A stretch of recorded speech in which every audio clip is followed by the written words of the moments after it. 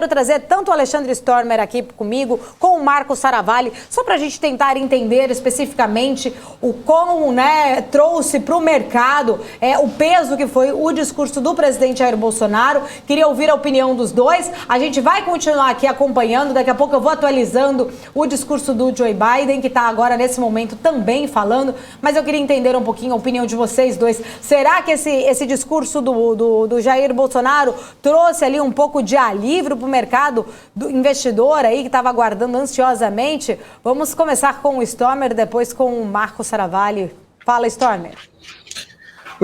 Oi, Saravalli. Oi, Paula, tudo bem? Olha, sim, nós podemos dizer que o mercado recebeu muito bem o discurso. A gente pode olhar aqui que o mercado vinha caindo desde a abertura, né, com um pouco de receio do que ia ser comentado, mas logo depois que ele começou a falar e falou num tom realmente conciliador, apaziguando os termos e mostrando que nós não estamos nos transformando numa ditadura, que nós estamos respeitando a diversidade, que nós estamos realmente cuidando da Amazônia, que nós estamos realmente fazendo o nosso dever de casa.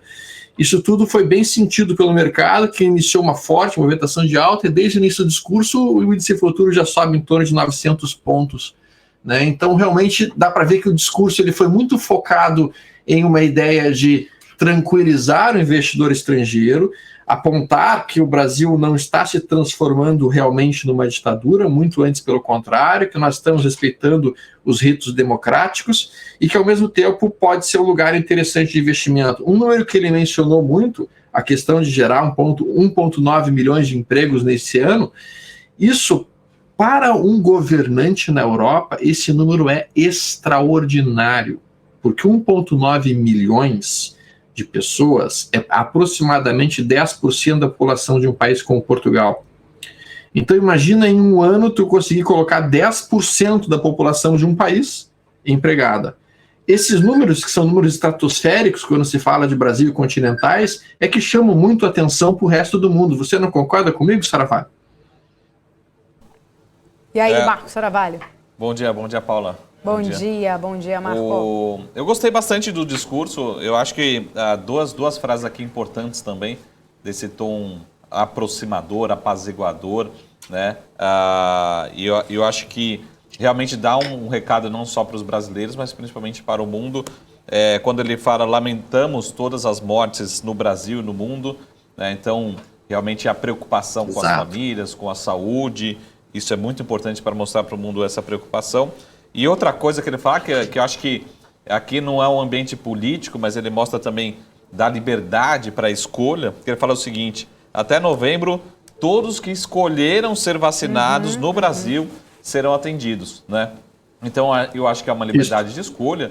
Eu, particularmente, sou a favor da vacinação, mas também cabe a decisão individual. Mas ele reforça que a decisão individual de cada um e todo mundo que escolher vai ter a possibilidade de ser vacinado aqui no Brasil até o mesmo novembro. Então, acho que são duas frases fortes, né, de um discurso, para mim, novo. Acho que traz otimismo, recupera pelo menos parte da confiança do investidor, e a Bolsa já reage aqui positivamente a esse discurso. Né? Então, eu fico satisfeito com um discurso não voltado para o mercado financeiro, mas voltado tanto para a população brasileira como também para o mundo, que olha, né, sempre com muita atenção nesse encontro da ONU. Né? Havia uma expectativa de que ele mudasse ali, fizesse de improviso, e tinha até um certo temor do que ele pudesse falar, né? Eu acho que isso talvez estava apesando num ponto, mas ele veio com um discurso até tranquilo, não atacou, na verdade, né? Não ficou também ali, ele mostrou os argumentos, né? O ponto de vista do argumento dele.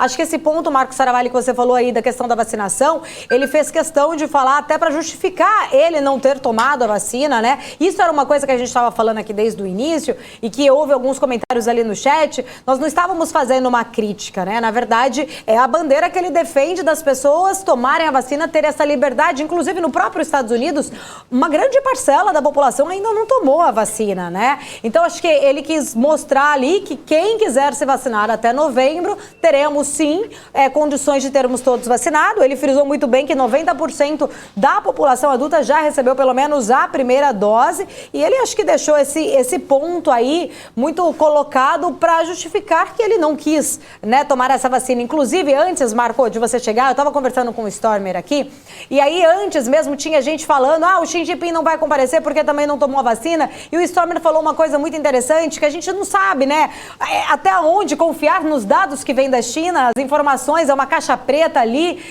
até então, no começo, a China estava super bem economicamente, agora a gente já está vendo que números estão mostrando que essa caixa preta está aberta e dali de dentro estão saindo coisas que o mundo não estava esperando, e isso a gente está vendo os reflexos até numa economia global, balançando os mercados do mundo todo, e acredito, né, que esse discurso do presidente Jair Bolsonaro acabou surpreendendo até, talvez, positivamente, pelo lado de não ter sido nada de improviso e nem ataques a outras economias que talvez sejam, talvez era o temor, né, de alguns mercados e investidores, né? Não sei o que vocês viram aí, né, nessa questão aí do discurso dele. Paulo, eu acho que um ponto muito importante que o presidente mencionou e que é importante de ser salientado realmente foram as reformas estruturais que estão sendo desenvolvidas, especialmente com as licitações para aeroportos e para portos.